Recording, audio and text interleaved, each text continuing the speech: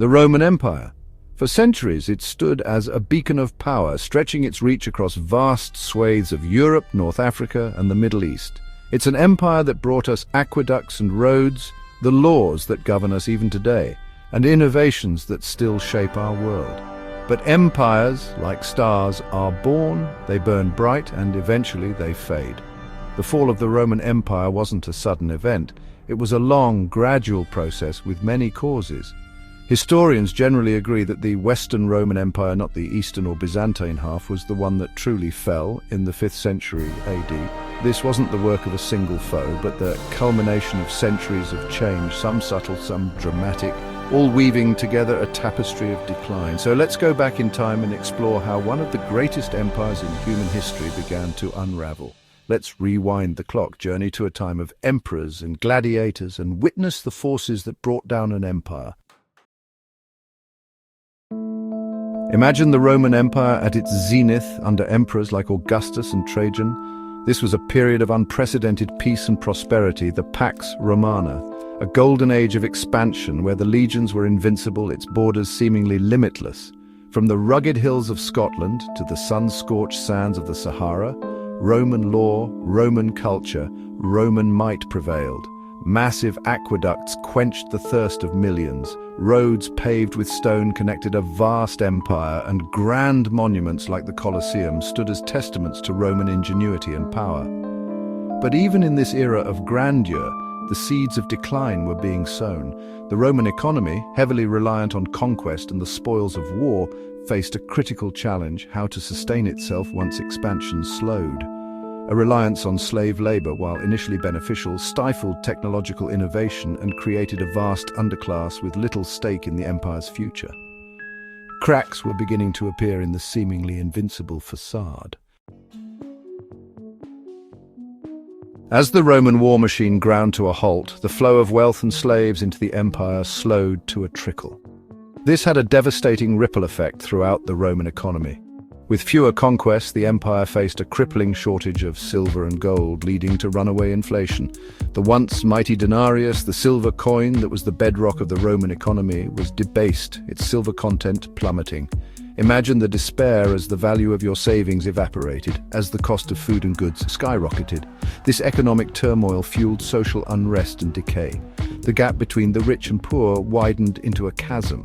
The wealthy elite, insulated from the worst of the crisis, retreated to their lavish villas, while the poor faced crippling poverty and food shortages.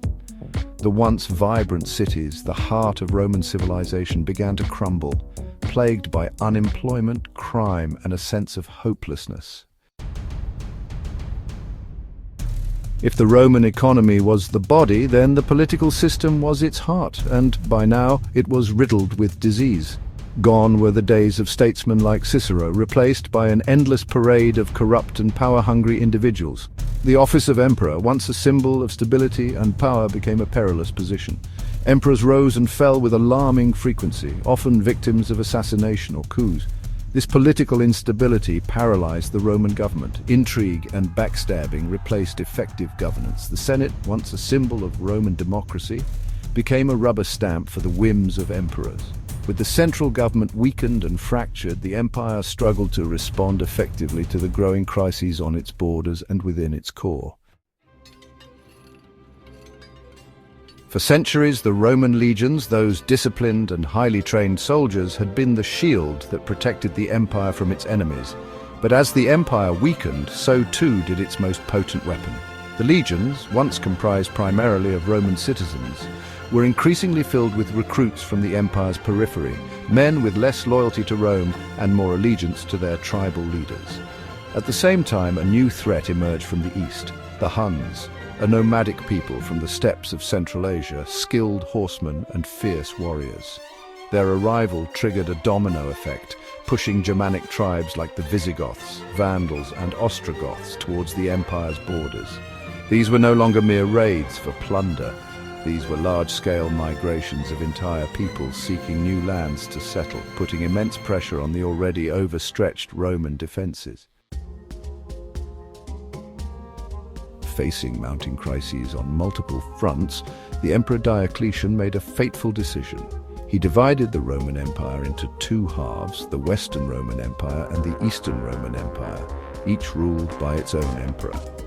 His hope was that this division would make the empire more manageable, allow each half to better address its unique challenges.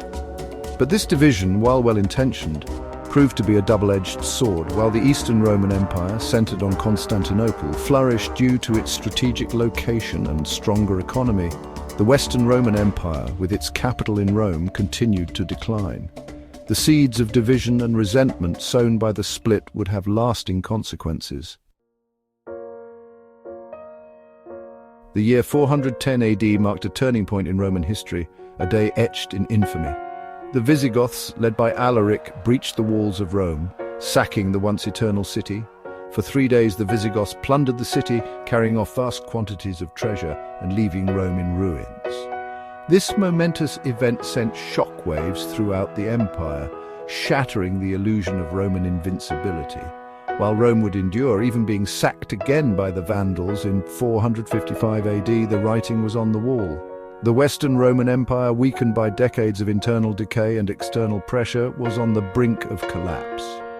In 476 AD, the last Roman emperor, Romulus Augustulus, a mere teenager, was deposed by the Germanic general Odoacer. With his removal, the Western Roman Empire, once the dominant power in the world, ceased to exist. While the Western Roman Empire met its demise in the 5th century, the Eastern Roman Empire, later known as the Byzantine Empire, endured for another 1,000 years. With its capital in Constantinople, strategically located at the crossroads of Europe and Asia, the Byzantine Empire preserved much of the Roman legal system, administrative practices, and cultural heritage. The Byzantines saw themselves as the inheritors of the Roman legacy, and in many ways they were. Their legal system, based on Roman law, would go on to influence legal codes across Europe. They preserved countless works of classical literature and philosophy, which would later contribute to the Renaissance. And let's not forget their role in the spread and development of Christianity, shaping the religious landscape of Europe for centuries to come. The fall of the Western Roman Empire was not the result of a single catastrophic event, but rather the culmination of centuries of complex and interconnected factors. It was a slow, gradual process, a slow burn rather than an explosion. It was the result of economic decline, fueled by over-reliance on conquest, runaway inflation, and the widening gap between rich and poor. It was the consequence of political instability and corruption, where power struggles and short-sighted leadership paralyzed the government, rendering it incapable of effectively addressing the empire's many challenges. And it was the outcome of relentless military pressure and barbarian migrations, which overwhelmed the empire's defenses and shattered its illusion of invincibility. The Roman Empire, like all empires, was a complex system, and its fall serves as a cautionary tale about the fragility of even the mightiest of civilizations. Rome wasn't built in a day, and it didn't fall in a day either. It crumbled slowly like a great structure with cracks spreading over time. The mighty empire that had once dictated the course of Western civilization was brought down by a confluence of internal weaknesses and external pressures. Understanding the fall of the Western Roman Empire helps us appreciate the complexities of history and the many factors that contribute to the rise and fall of civilizations. It reminds us that no empire, no matter how powerful or advanced, is immune to the forces of change.